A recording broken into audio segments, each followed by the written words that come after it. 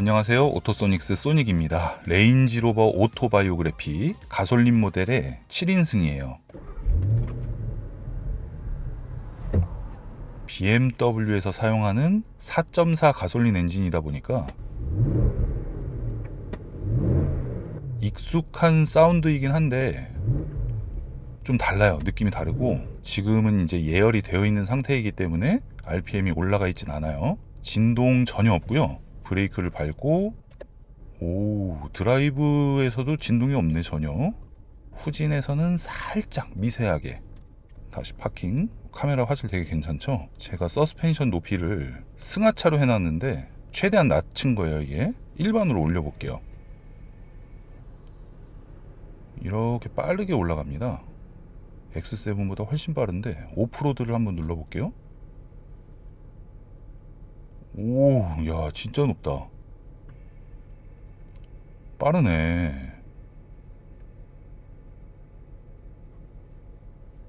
이 완전 오프로드 높이로 하니까 지박연 타는 것 같아. 일반으로 다시 낮춰놓고 지금 이제 시동이 꺼졌죠? 주행할 때 스타트 앤 스톱을 끌 수도 있습니다. 지상고 설정이 가능하고 오토홀드, 온, 오프 다 가능합니다. 지금 오토홀드가 작동되고 있는 거고요. 앰비언트 라이트는 제가 방송을 따로 했으니까 그 방송 참고하시면 되고, 화면이 굉장히 크고 반응 속도가 막 엄청 빠르진 않은데 그래도 보기에 굉장히 편하게 되어 있습니다. 이 중에서 시트, 운전석 쪽 세부적으로 조절이 가능하고요. 마사지 시트를 작동시키겠습니다. 최대한 세게 해놓고 야, 이거 GLS 마이바흐보다 마사지가 좋은데요? 홈 메뉴에서 휠 정보 뭐 요 정도 화면을 띄워놓고 출발하도록 하겠습니다. 시트랑 이거는 제가 다 맞춰놨고요. 이제 손잡이가 들어가는 소리가 조금 크게 들리네. 사이드 미러가 광각 미러가 빠지면 어떡하지 라는 생각을 했는데 다행히 좌측 우측 다 광각 미러가 적용이 됐고요. 와, 이거 느낌이 BMW X7보다 훨씬 큰 느낌이 나고, 승차감 괜찮네. GLS 580보다도 얘가 승차감이 더 좋네요. 얘는 GLS 600 마이바흐랑 좀 비교를 해야 될 것 같은데 10월달 정도에 출고를 하니까 그 차량을 가지고 이제 주간 주행 세부적인 내용을 다시 리뷰하도록 하겠습니다. 기존의 레인지로버도 뭔가 이렇게 정차 중에 이 엔진 회전 질감이 좀 들어오는 편이었거든요. 정숙함보다는 내가 굉장히 힘이 센 차다 이런 거를 알려주는 그런 느낌이 있었는데 얘도 마찬가지입니다. 하는 소리하고 엔진 소리가 들려오긴 해요. 그리고 주변에 오토바이나 자동차가 지나갈 때도 바깥 소리가 들려오긴 합니다. 이중 접합 유리가 다 적용됐긴 한데요. 전반적으로 봤을 때는 굉장히 정숙한 편이죠. 근데 저렇게 차들이 지나갈 때는 흡음재 양은 부족한 정도, 그 정도로 보시면 될 것 같고, 스티어링 휠이 이게 진짜 실제 사이즈가 큰 건지 아니면은 크게 느껴지는 건지 BMW X7의 스티어링 휠을 잡았을 때보다 더 큰 핸들을 잡는 것 같은 그런 느낌이 들고요. 볼륨 버튼이 이렇게 올라가요. 물리적인 버튼으로 올라가고 나머지 버튼은 정전식 버튼이랑 섞여 있습니다. 방향지시등 소리는 뭔가 차분한 느낌이고 이렇게 출발하는 느낌이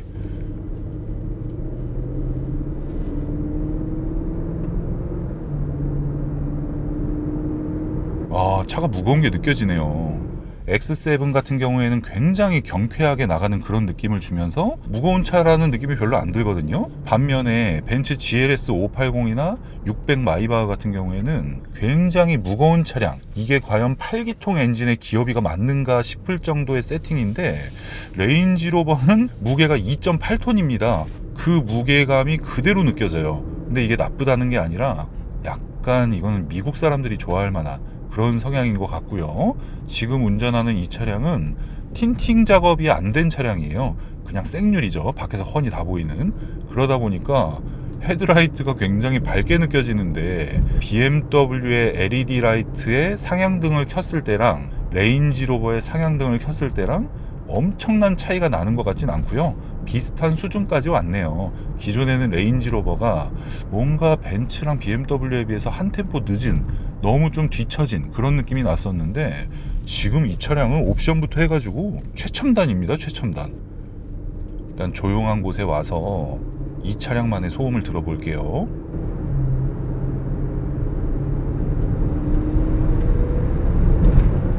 와, 가속 페달을 조금 세게 밟으니까 이 흡기 소리가 그대로 들려지고요.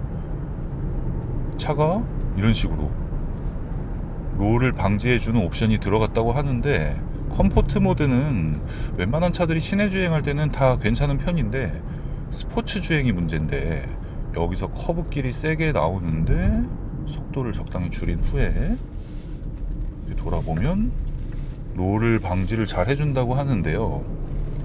잘 해주네요. 기존 모델 대비는 상당히 많이 개선이 됐습니다. 거의 천지개벽한 수준이라고 봐도 될 정도로 컴포트하고 럭셔리한 부분은 그대로 가져가면서 스포티한 감성하고 기존보다 좀 젊어진 그런 느낌의 주행 질감을 제공하는 것 같은 그런 느낌이 나는데, 지금 원래 차가 껑충껑충하고 점프를 했어야 되는데 그거 못 느꼈어요. 이 메르세데스 벤츠의 GLS 600 마이바흐를 보면 이 액티브 바디 컨트롤이라는 옵션이 있습니다.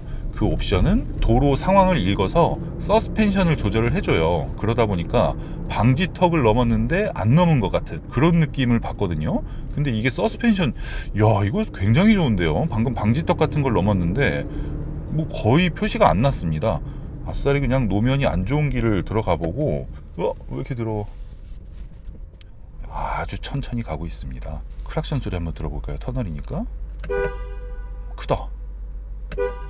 경쾌하고 크네요. 자, 여기는 시멘트 길인데 상태가 좀 많이 안 좋은 길입니다. 자, 스티어링 휠을 좌우로 흔들 때마다 코너링 램프가 적당하게 딱딱 켜지고, 헤드라이트가 움직이는 거는 꽤 반응을 잘 하네요. 그래도 나쁘지 않게 반응을 잘 하고, 야, 진짜 승차감 좋아졌네요. 오히려 이렇게 노면이 안 좋은 길에서는 GLS 마이바흐보다 괜찮은 점도 있어요.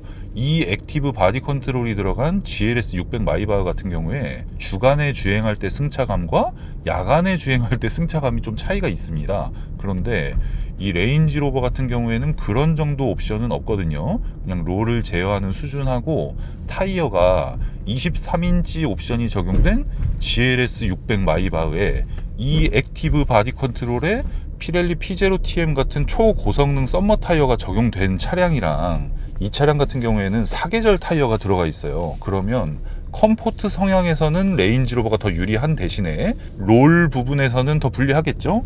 게다가 스포츠성에서도 불리할 겁니다. 그 부분을 다 감안해서 리뷰를 할 건데, 기본으로 이게 달려 나왔으니까 나와 있는 대로 판단을 해야 되잖아요. RPM이 3000까지 시원시원하게 올라가는데요. 변속기 성능이 굉장히 좋네요. 울컥거리는 거 하나 없고 아주 훌륭하게 잡아주고, 저는 이제 운전할 때 헤드레스트에 머리를 대지 않고 운전하는 타입인데, 레인지로버 같은 경우에는 노이즈 캔슬링 기능이 기본으로 적용되어 있고, 헤드레스트에 스테레오 스피커가 왼쪽 귀, 오른쪽 귀 두 개씩 들어가서 운전석과 조수석, 뒷좌석의 왼쪽, 오른쪽 총 8개가 적용되어 있습니다.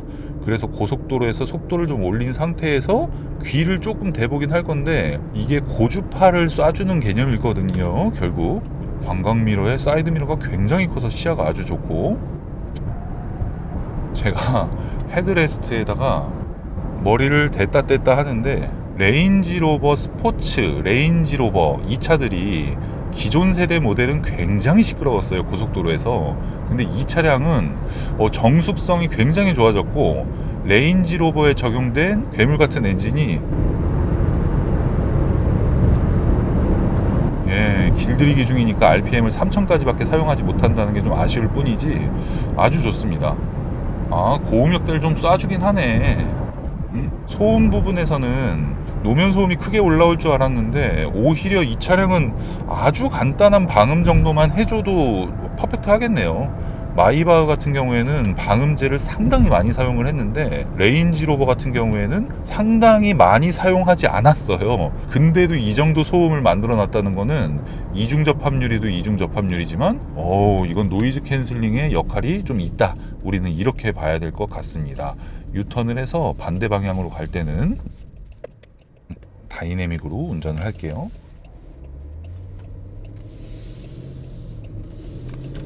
자, 단단해진 서스펜션을 느낄 수 있으려나? 이게 레인지로버 맞나 이게? 2.8톤의 레인지로버? 네, 원활한 촬영을 위해서 1차선으로 들어왔습니다. 속도를 슬슬 올려볼게요.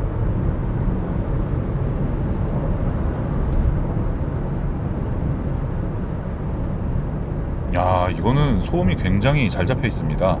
레인지로버의 기존 세대 모델을 타고 계시는 분께서 신형 레인지로버를 타고 고속도로에서 한 80에서 100km 정도 올려보세요. 진짜 너무 많이 차이가 나서 천지개벽한 차가 많네.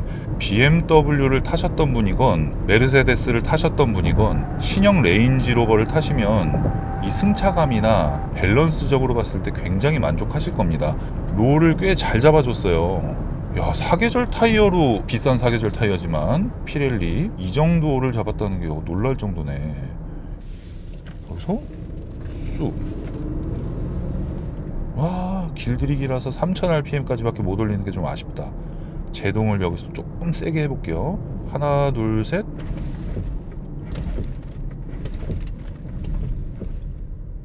브레이크 밸런스도 굉장히 좋고, 오 할 때 본넷이 이렇게 들리는 것 같은 느낌이 나다 보니까 아주 괜찮아요.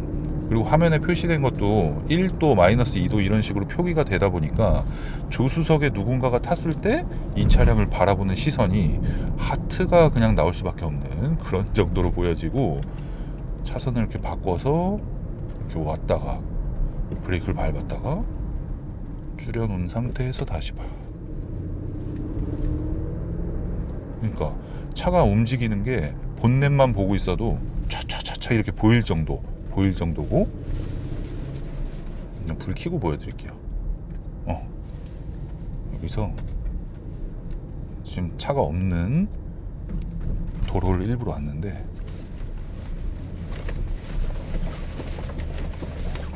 이렇게 잡혀 차가. 서스펜션을 일반 노말로 하고,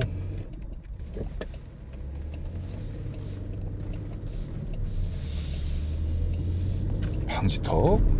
야, 방지턱 미쳤네. 방지턱 미쳤네요. 롤을 못 잡았다고 생각하는 부분이 없을 정도로 컴포트에서도 그렇고 스포츠 서스펜션 모드에서도 그렇고 에어 서스펜션의 세팅이 굉장히 좋고요. 리어 엑셀이 기본으로 적용되어 있거든요. 아니, 방지턱이 어떻게 이럴 수 있지? 이야, 엄청납니다. 역시 돈이 좋구나. 2억 2천짜리 자동차가 지금 계약을 해도 5인승의 롱휠 베이스 같은 경우에는 1년이 조금 넘게 기다리셔야 되고, 7인승 모델 같은 경우에도 1년 넘게 대기를 하셔야 돼요. 쇼바디 모델이나 디젤 같은 경우에는 조금 원활하게 받을 수 있다고 해도 6개월은 대기를 해야 되는데, 그 정도로 인기를 끌었는데 막상 출고를 했더니 별로더라, 이런 거면 진짜 좀 짜증이 나거든요.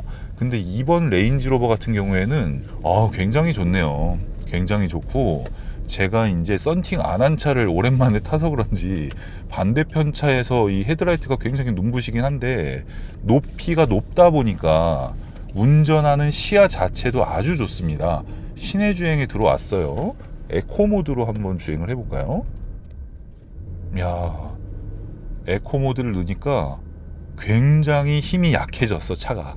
가속 페달을 밟아도 반응도 없고 이런데, 이거는 저는 이 엔진을 이렇게 쓰고 싶지는 않네요.